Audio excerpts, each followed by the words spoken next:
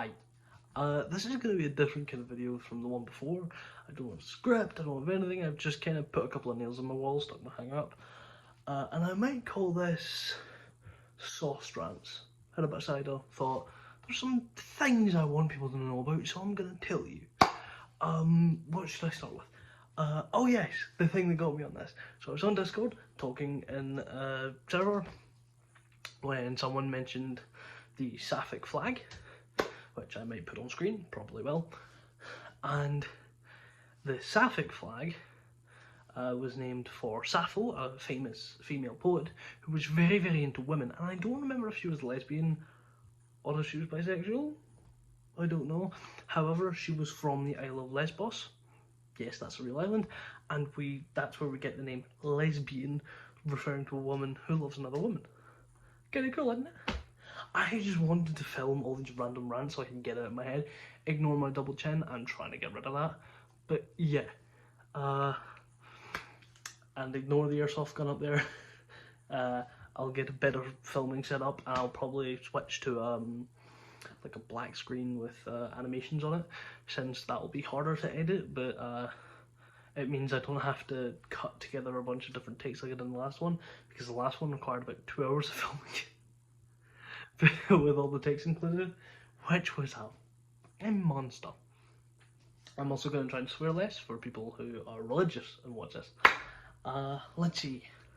I want to tackle common myths throughout history. One of the most common myths about World War II is in the desert. Erwin Rommel, who was known as the Desert Fox, he invented a tactic using 88mm flak cannons, or anti-air cannons, to use them against Allied armour. And people say that it was Rommel's idea, that this was one of the great things he did. And I'm not going to slight the man. He did do good things. Like, he ended up, I think it was 30 miles behind French lines in one day after breaking through the Maginot Line, which was impressive. But that's not what I want to talk about. No, I might later. He didn't invent that tactic. It was already well known that an 88 could punch through Allied armour, and tanks with 88s were being made, like the famous Tiger 1. I don't know if they ever made a Panzer 4 with an 88mm on it. They might have, because I know they did. We call it like the Panzer 4 Special, but I know, especially in the desert, they did make a long barrel version. However, I don't know if they ever rechambered it for 88s. Wouldn't surprise me if they did, even experimentally. I know there was other 88mm armoured vehicles that the Germans used, like the Jagdtiger, or Jagdtiger. Sorry, I can't speak properly. I'm not talking in my normal accent. I normally speak deeper and faster than this, and I'm already going at some speed. What other weird things in history can I think of? Oh yes, there's one that I could talk about. So, this is an airsoft replica of a Glock 17, and Glock 17s are very, very cool, but there was a lot of myths going on about them in the 1980s when these were introduced. Because when they were introduced, now this is actually accurate to the real thing. It's not the most accurate version. This is an EU-17 made by Raven. It does have a soft body, and it's starting to wear it there where the mag release slides. But here it is, the replica. Now, this is a metal top and a plastic body, or polymer body, which is accurate to the real thing. And because of this, because before that, guns had been made out of metal and wood. Now, there had been plastic firearms, or well, there had been firearms that incorporated plastic. However, with this is a lot of plastic. This is about 50%, which was very, very, very strange. And also, along with that 50%, I lost a magazine. Here it is. along with that 50%, there was this, which this is inaccurate to an actual Glock magazine because it's metal. Official Glock magazines, if I remember correctly, are made of polymer. The reason this one's metal though is because it stores gas, because that's how it fires.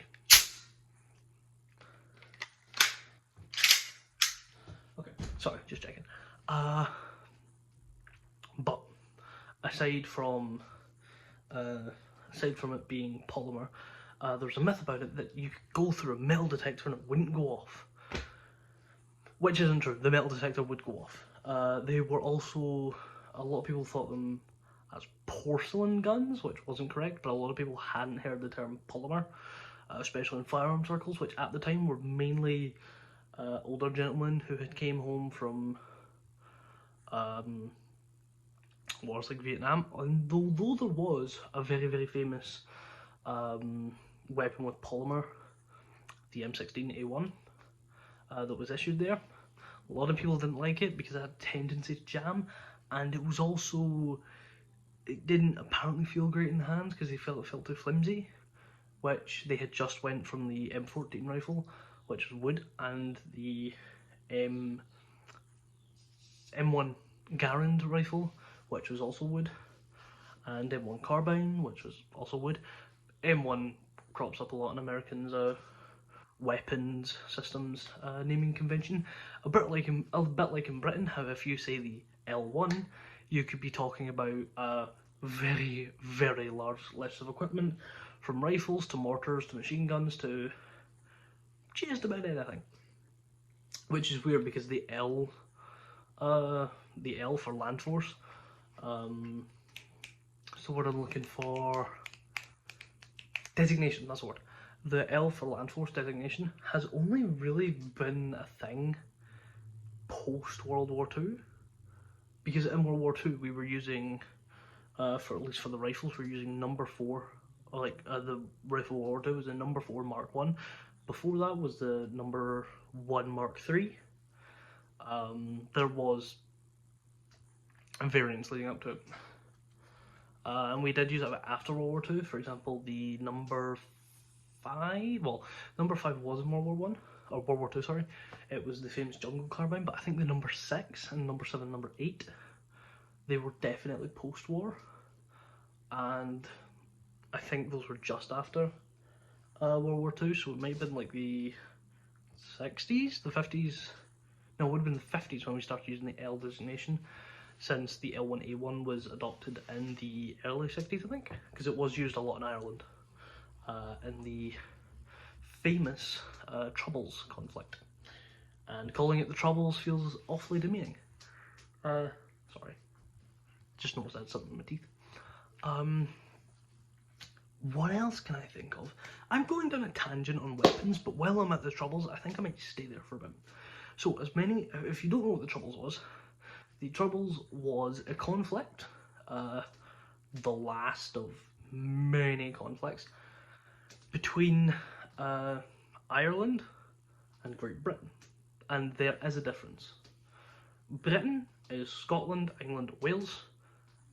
However, the United Kingdom is Scotland, England, Wales, and Northern Ireland. However, it did include Ireland at this point, because they were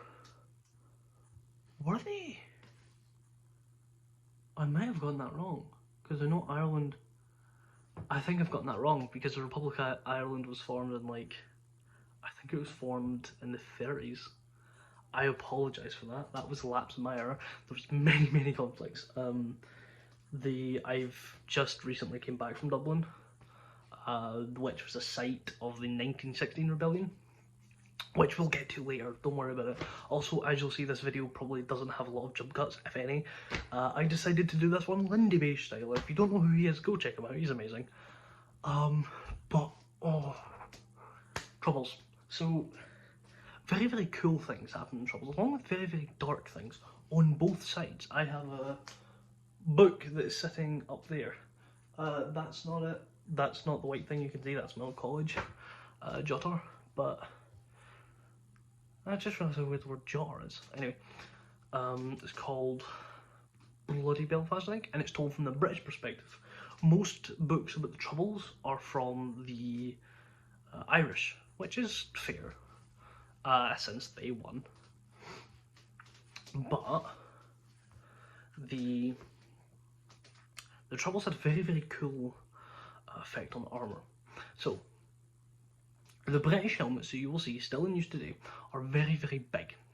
The tins they use are about that thick. And it's mainly to protect from shrapnel, but it does stop small caliber rounds. And also large caliber rounds, because it's so round. So it's not like an obscure helmet that fits to your skull perfectly. It is just essentially a big mushroom dome. And the whole point of that mushroom shape, or the whole point of the circular shape, dates back to World War II with the paras, and the round helmet's designed to help deflect rounds off and shrapnel. Helmets are mainly to stop shrapnel, not rounds, but that is slowly changing. But a very, very cool thing happened. So, if anyone's ever heard the song One Shot Paddy or Aim and Right, there was Aim and Right, by the way, as I've hopefully spelled on the screen, hopefully correctly. Again, I'm a little bit drunk. However, Aim and Right was the name given to snipers by the Irish, and the British genuinely thought that it was a person for quite a while. Which makes me think, did none of them say the name out loud? Because Aim and Right is a real Irish name, but come on, really? You have to have seen through that. But on, I believe it was their first attack, they were in, I believe it was a modified sedan. Don't know the model, I'll have it up. But they had a 50 caliber rifle. If I'm not mistaken, it was an M82, 50 cal, semi-automatic. And this guy was very, very good, because he didn't aim for the chest, he aimed for the head. Which, in terms of, okay, it was a 50 caliber, if he hit him anywhere in the head, he would have... But, still. He aimed for the head, and he hit. But the guy survived. Because of the helmet. The helmet deflected the round. Which is insane, because the 50 BMG, which stands for 50 Browning Machine Gun, the round, was made to penetrate soft armour. So it was developed in it was adopted in 1933, but it was developed before that, and the reason it was developed was because of World War One. There had been, the tank was invented in 1916 by the British, and it had been tested at the Somme. Very meh. They didn't have anything to stop it, but tanks were crap. They moved at a grand speed of 4 miles an hour, and they got stuck really easily. Like, they got stuck in a grenade hole, which isn't that big. However, they can pass over trenches fine, and that's what they're made to do. There was male and female variants. Males had big cannons, females had machine guns. Females were to protect males, the males were to take out any emplacements like bunkers. But the whole point is they'd ride over the trench and then mow down any fleeing forces. Anyway, where was I?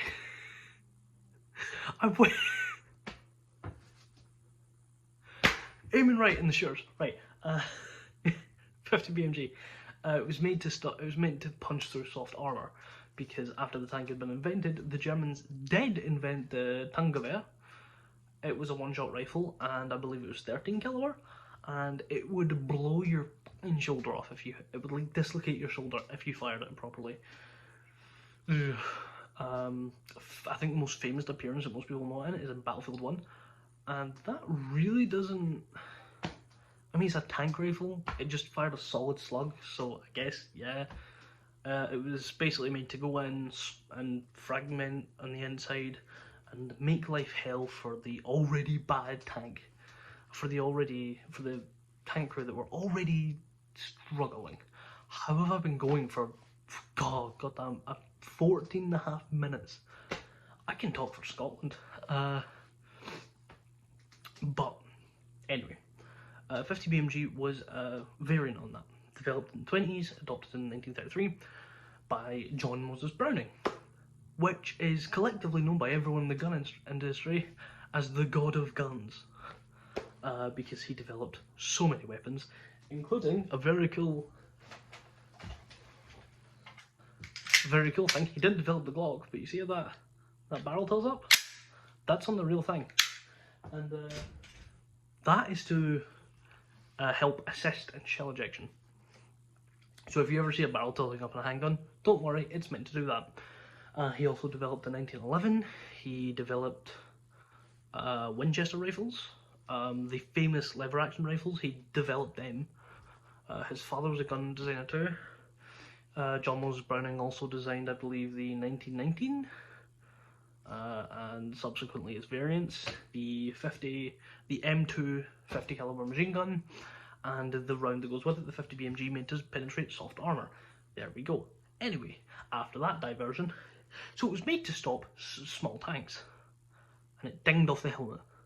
Now, he would have had a hell of a concussion, and I do believe he lived, but he was lucky.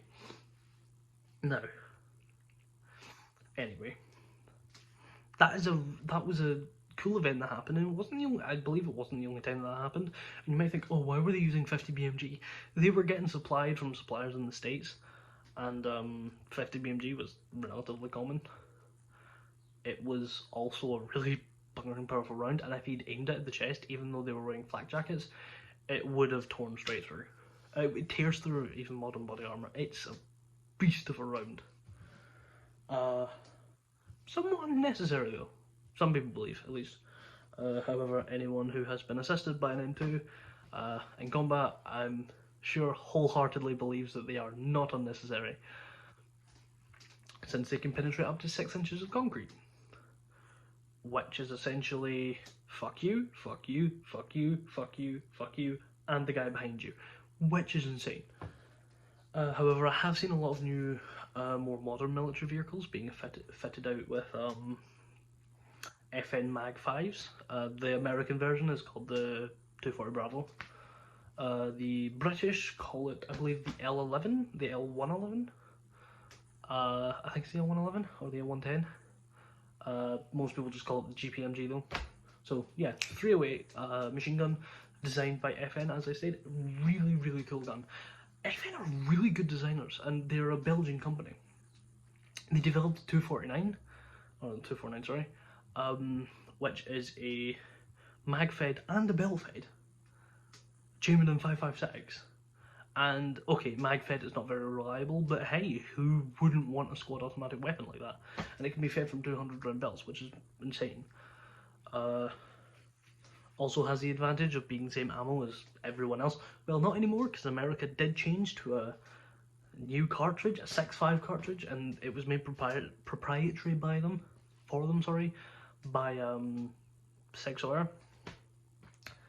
Which, if they're looking for a powerful 6.5 round, I don't see why they didn't just go with 6.5 Creedmoor. Incredibly flat shooting, accurate, really great. Oh, 6.5 Creedmoor, just... Anyway, yeah. Also, something that you may not have known, did you know that we have grenade machine guns? Most famous one's the Mark 19, however these date back to Vietnam. And they are 40mm grenades. They're fired like a bullet.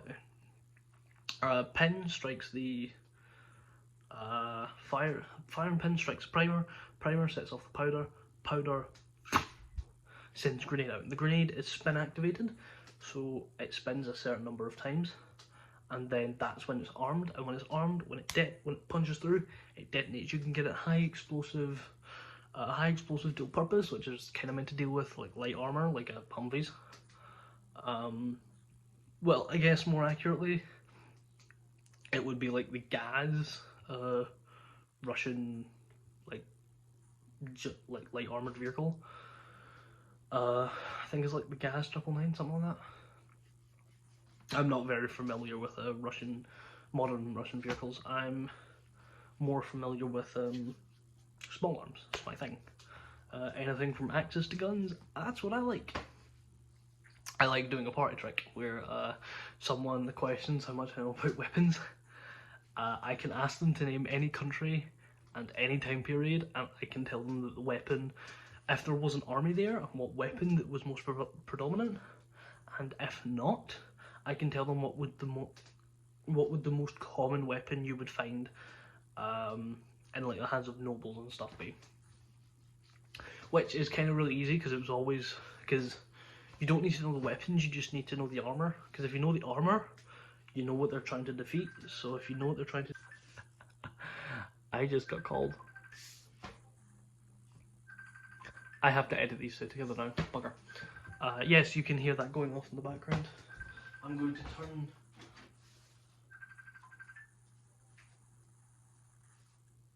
Okay. Good, can't hear anymore. Sorry. Yeah, that just ruined that. I was talking about... Yeah, it's really easy because if you know the armor, you know what they're trying to defeat. So, like, if you see really, really heavily armed people, you're looking at things like halberds, maces, spikes, spears, that kind of thing.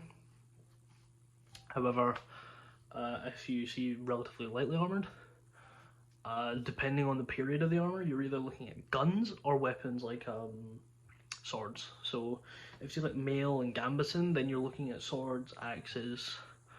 Spears are a very, very common weapon because a spear is just a pointed stick. I'm not even kidding, it's the most common weapon throughout history.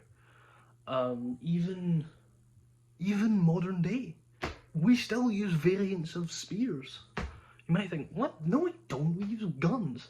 Yeah, and most armies have bayonet attachments, which are small knives that you attach onto the end of a rifle. And the rifle, technically, becomes a spear. Wonderful. So yeah, humans are very good at using pointy sticks. It's what we evolved with. Cool, fun fact about evolution. Did you know that we evolved the way we did because of tools? Yeah, really cool. Basically, and we can see this happening in other species like otters. Basically, as our ancestors learned to use tools, it opened up more areas of nutrition. The more nutrition they could get, the more they could grow. The more they could grow, the bigger their brain got. The bigger their brain got, the more tools they could make, and the more variants of tools they could make. The more they did that, the more nutrition they got. And it was a cycle until us.